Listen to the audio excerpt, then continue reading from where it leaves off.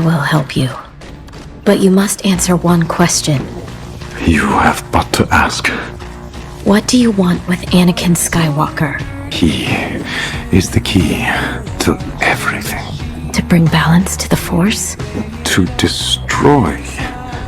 He has long been groomed for his role as my master's new apprentice. You lie.